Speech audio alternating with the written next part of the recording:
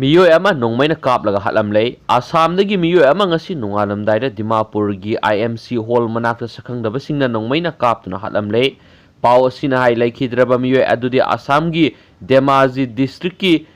जितेन गोगोय कौबा मियोय अमानि हाइरि माग असि अयुक IMC हॉल मनाकी लंबी मताई मासादा नोंगमैना पानबगी मखुलगा लोइनाना इ मरक्ता तारगा लैरंबा थेंगनबदगी मियामना थेंगनरकपनि हाइरि मा कनाना करी मरमगिदमक हाटलिबनो हाइबा खंगबा ngamdre दिमापुर पुलिस न थिकटपगी थबक कना सथरि हाइन स्पोक्सीसना मखा तारी अतोपा पाव अमनमु Maheiroi सिंगी ट्यूशन फी सादा यंखै लौगदबनी COVID-19 मरम ओइदुना स्टेट असिदा था मंगा हेना प्राइवेट स्कूल सिंग थिंगजिनदुना थमखिबदगी ओजा अमादी स्कूल गी स्टाफ सिंगना थागी खुसुमन फंगदबगी अवापा मयोगनरिबा अदुगी येंगलगा तंगाई फादना सही असिगी एप्रिलदगी स्कूल सिंग महौसागुम हांगद्रिबा फावबा Maheiroi सिंगी ट्यूशन फी सादा यंखै लौगदबनी हाइना united association of recognized school of Manipur amadi hill district private school association Manipur na thadorokpa sirol amana hairi warol aduna makhatana pallibadi COVID-19 na maram oiduna Manipur gi sing amadi tamda lairiba private school na thengnariba khudongsa ba kya asibu na thaiduna lenga asina Maheiroi singi phi laudanaba oza amadi staff singi thagi talapti pithoknaba order torokhibane school singna thengnariba awaba sing adu yenglaga tangai phadana order adu semdok semjin tawbinaba haijaba leirabasu ngasi phawba tabidana leire maram aduna United Association of Recognized School of Manipur amadi Hill District Private School Association Manipur gi mihut sing ngasi sangai prauda leiba Saint Joseph Higher Secondary School da mifam ama pangthoktuna wafam kya khanakhibane loinana mifam aduda Maheiroi singi tungi punsigi yenglaga amadi oza singi awaba koknanaba private school Maheiroi singi tuition fee April dagi mahusagum hangdoktriba phawba sada yangkhai lawgadabane hairiba fee gi senpham aduna school gi oza amadi staff singi thagi talap pithokadabane laingang na school sing hangdokpada miyeng sangdrabasu COVID-19 gi phiba masik kup na yenglaga amadi Maheiroi mama mapa amasum toan toan ba stakeholder singa tanaduna October gi Ahanba Sarukta Hangdoknaba thaurang tawgani haina warol aduna makhata ki association na lawrok liba khongthang asida Manipur gi sing amadi tamda lairiba private school sing nasu sogatpiyo nakala maromda board amadi council na registration amadi form fill up ka mari lainaba deadline pishiliba adu hauji COVID-19 gi phiba masi yenglaga October gi aroi basruk phawba sangdokpiyo haina loop anina thadrokpa warol aduna makhata nasu phongdorakli atopa paw amanamo Meghalaya da makhata na lockdown tawraroi COVID-19 gi case hengatsarabusu Meghalaya government makhata na lockdown tawba pamdre haina chief minister Konat K Sangmana nakhai sengna phongdokre ningthokaba numita phamkiba review meeting ama loyarba matungda chief minister na pamising da haiki lockdown asi asengba solution ama nate masidi COVID-19 virus sandokpa thengthanaba mechanism ama khaktani government makhata na lockdown thamlaroi state asigi economy thingjinduna thamba ngamlaroi COVID-19 asi adum laikigani haibisi miyamna khangba mathautai aduga mangda tariba wafamni section amasum yasinaba chatpa haibisini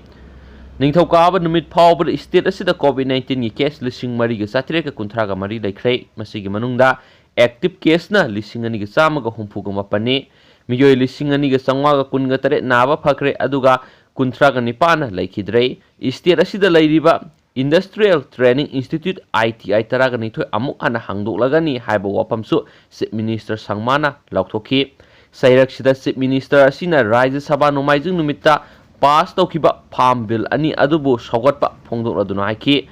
punna yengbada masi afaba khongthang amani masina laumi singda mateng pangduna makhoigi sel thumgi phibam phagat halagani haina su pauksiyesina makhatana phongdorakli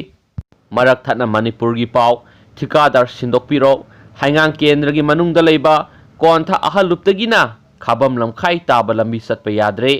ngai hak laitene accident thokpadagi misi minagi thawok tholakpa yabagi akiba leire hairiba lambi asi koilas thagani haiduna thikadar kharana ta toromlaga tumina laisinkhre hiramasigi matangda kendra gi MLA su oiriba chief minister nam yeng sangbiduna hairiba thikadar sing asigi mahut atopa thikadar ama sindokpiro haina maikei adugi miyamna press ta laktuna wakalagli haina su pauksiyesina makhatari